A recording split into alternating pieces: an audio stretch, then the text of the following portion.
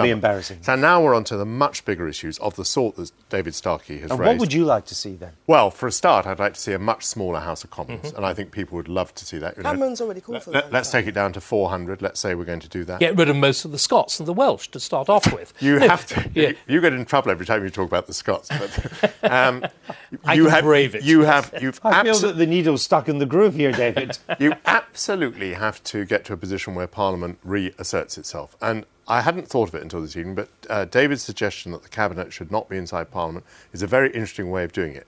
At the very least, I have felt envious all the way through the last year of the way that the big issues of the day are being debated in Congress, they're being debated in the Senate, they're in the Congress, in the Senate. You have an alternative career path. Right. You have people who rise to be serious civil service. Very, very powerful. The serious civil service.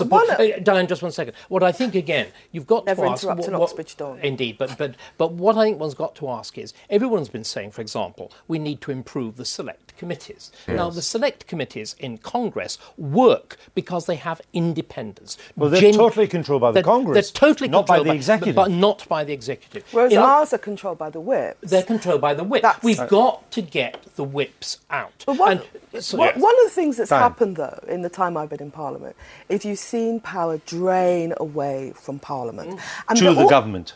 Partly to the government, partly to Europe, but it's drained away to government. Partly to Quangos. And even within government, cabinet means less under New Labour than it ever did.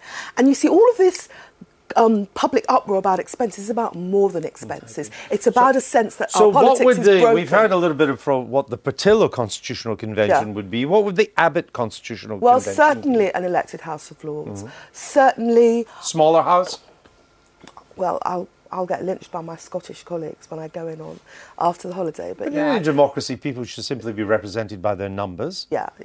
I think a smaller house, but also you have. It'd be easier if you were making the house smaller altogether. Then it's not just an anti-Scottish. No, because the inner city English seats would be. Well, yeah, it would be inner city. People like England will be slaughtered. People like me, people in inner London would lose seats as well. But also, you have to give back.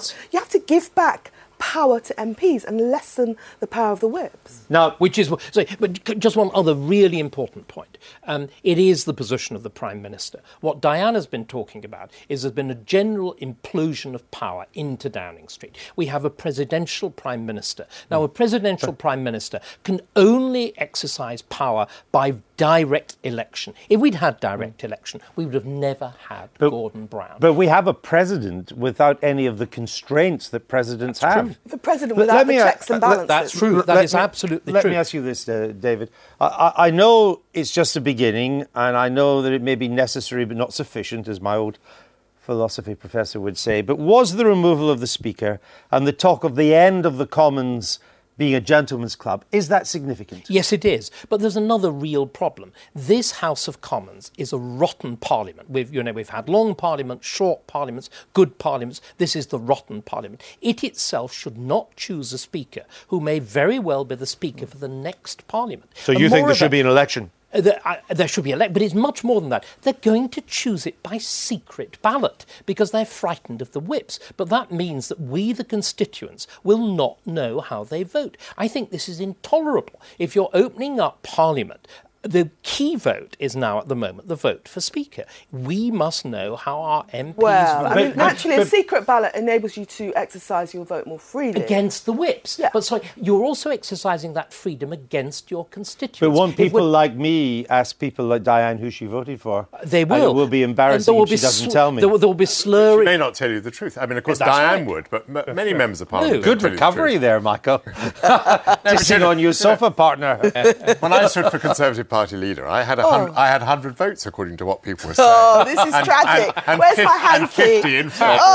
Right, let me ask you this to come back to our subject for tonight. Though I would like to dwell on that because it would please Diana. I bet you would, yeah. Is malice, pure malice. Is this kind of radical constitutional change that you're all talking about, is this possible with a weak government, which many people think we have now, or do we need a new, strong government to push it through? It's a wonderful opportunity for David Cameron. He wants to make himself look different from Labour There's no way that Gordon Brown's going to be able to act on this with any credibility at all.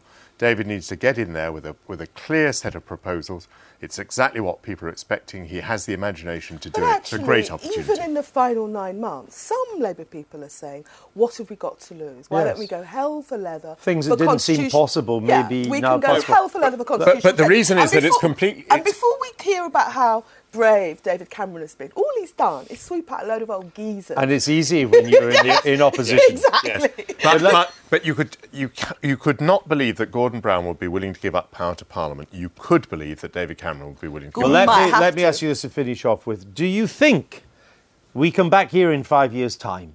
Will our system be demonstrably different? It will depend on whether individuals seize the moment. All political events depend on individuals seizing the moment. There is a chance, there is an opportunity. If Cameron or Clegg doesn't, there will be figures that will simply disappear and float away like your duck island. Will we still have a Queen in your system? Yes, because in a sense she is merely, as she's shown, at the moment, we supposedly have the Queen as a constitutional long stop. There's a desperate need for a constitutional long stop to have intervened. Okay. The resounding silence from Buckingham Palace suggests that maybe the silence will continue and gradually fade away. We shall see, and I hope we see you in less than 5 years' time. David Starkey, thanks for My new constitutional role. It is. You are our constitutional guru. Now, still to come on tonight's jam-packed spectacular, Revenge.